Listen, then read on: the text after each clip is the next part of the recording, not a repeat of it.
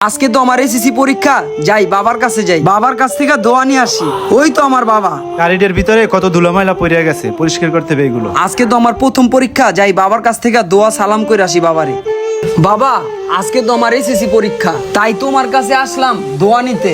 আজকে আমার প্রথম এসএসসি পরীক্ষা।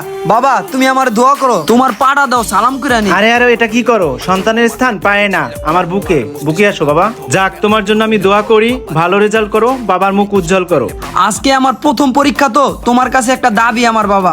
আজকে যদি আমার মা বাইচা থাকতো, মা আমারে পরীক্ষার হল পর্যন্ত নিয়ে দিয়ে আসতো। বাবা, আজকের আমার এই পরীক্ষার দিনে তুমি আমার পরীক্ষার হল পর্যন্ত দিয়ে আসবা বাবা। আজকে প্রথম পরীক্ষার দিন, সব বাবা মারা তার ছেলেকে স্কুলের পরীক্ষা পর্যন্ত দিয়ে আসে। আমার তো মা নাই বাবা, তুমি ছাড়া। তুমি আজকে আমার পরীক্ষার হল পর্যন্ত দিয়ে আসবা বাবা। তুমি এত কষ্ট করে পরিশ্রম করে রিক্সা চালায়া আজকে এসএসসি পরীক্ষা পর্যন্ত নিয়ে আসছো, তো আজকে আমি চাই বাবা তুমি আমাকে পরীক্ষার হল পর্যন্ত আগায় দিয়ে আসবা। ঠিক আছে বাবা, চলো তোমাকে পরীক্ষার হল পর্যন্ত দিয়ে আসি আমি। ছেলের সাথে পরীক্ষার হল পর্যন্ত যাব, আমার পোশাক আশাকের অবস্থা তো ভালো না। আমি যে ওর সাথে যাব, ওর বন্ধুরা যদি দেখে আমার এই অবস্থা, তাহলে কি বলবো মনে মনে। বাবা, কি হলো, দাঁড়াইলা কেন? চলো। না, কিছু না, চলো। বাবা, আজকে যে আমার কি আনন্দ লাগতাছে। আজকে আমার পরীক্ষা, আর আজকে এই পরীক্ষা দিনে তুমি আমার সাথে এই ফার্স্ট টাইম আমার স্কুলে গেতাছো। বাবা, ভালোভাবে পরীক্ষা দিবা, মাথা ঠান্ডা করে সব প্রশ্নের অ্যান্সার দিবা। বাবা, এটাই হচ্ছে কি আমার পরীক্ষার হল, এই হলে আমার পরীক্ষা হইব। বাবা, আমি তো পরীক্ষা দিতে গেতাছি, পরীক্ষা দিতে তো 3 ঘন্টা লাগবো। যদি তোমার কোনো কাজ কাম থাকে, তুমি কাজ কাম সাইরা আইসো। 3 ঘন্টা পরে তোমার যদি সময় থাকে, আমার আইসা নিয়ে যেও। আচ্ছা বাবা, ঠিক আছে, তুমি 3 ঘন্টা পরীক্ষা দাও, আর মাথা ঠান্ডা করে পরীক্ষা দেবা, কোনো টেনশন করবা না, ঠিক আছে? আমার জন্য দোয়া রইলো, ভালো মতো পরীক্ষা দিও। ঠিক আছে বাবা, আমি পরীক্ষার হলে যাইতাছি তাহলে। যাক, ওরে পরীক্ষার হলে দিয়ে দিচ্ছি। আজকে কোনো কাজ করব না, 3 ঘন্টায় ওর জন্য অপেক্ষা করব। মা মারা ছেলেটা কখনো সময় দিতে পারিনি, কোনো কাজ করব না আজ। আল্লাহ, আজ যেন আমার ছেলেটা সবগুলো প্রশ্নের অ্যান্সার দিতে পারে। পরীক্ষা শেষ করে সব ছেলে তো বের হয়ে যাচ্ছে, আমার ছেলেটা কি করে?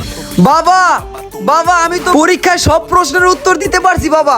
বাবা, সব প্রশ্নগুলাই কমন পড়ছে, সবগুলাই ভালোভাবে উত্তর দিতে পারছি। বাবা, তুমি মনে হয় আমার জন্য অনেক দোয়া করছো না? হ্যাঁ বাবা, তোমার প্রতি তো আমার সবসময় দোয়া আছে।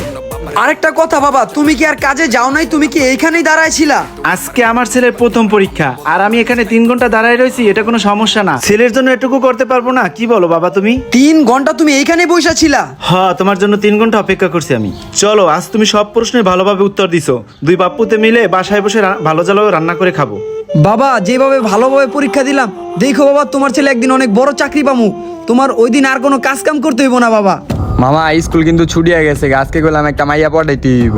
হ মামা, গেটআপ মেটআপ লইছি, দেওস না পুরাই পাংখা। বাবা, যদি এসএসসির রেজাল্টটা বাইরে যায়, আমি একটা ভালো চাকরি করুম, তোমার আর কোনো কাজ করতে হইব না। ওই দেখ, বাপে চালায় রিস্ক, আবার পোলারে পড়ায় ভিআইপি স্কুলে। ওই বেটা, তুই এটা কি কইলি? ওই দেখ পোলা আইতাছে। আহুক আহুক আইলে কি হইব? ঘরে ভাত নাই কা, নুন আনতে পান্তা পুরায়, আবার পোলারে এসএসসি পরীক্ষা দেওয়ায়। বাবা, তুমি একটু এইখানে দাঁড়াও, আমি একটু আসতাছি। আচ্ছা ভাই, আপনাদেরকে একটা কথা বলি। হ, ক, কি কথা? ভাই, কোন আইনে আর কোন জায়গায় লেখা আছে যে রিক্সা চালকের ছেলে পড়াশোনা করতে পারবো না? আজকে আপনাদের জন্য ছেলেমেয়েরা বাপ মার পরিচয় দিতে লজ্জা পায়, বাপ মাকে স্কুলে নিয়ে আসতে লজ্জা পায়। আপনাদের এই টিটকারির জন্য অনেক গরিব ঘরের ছেলেরা লেখাপড়া ছেড়ে দেয়, তাদের বাবা মাকে স্কুলে আনতে লজ্জা পায়। কেন করেন আপনারা এরকম টিটকারি?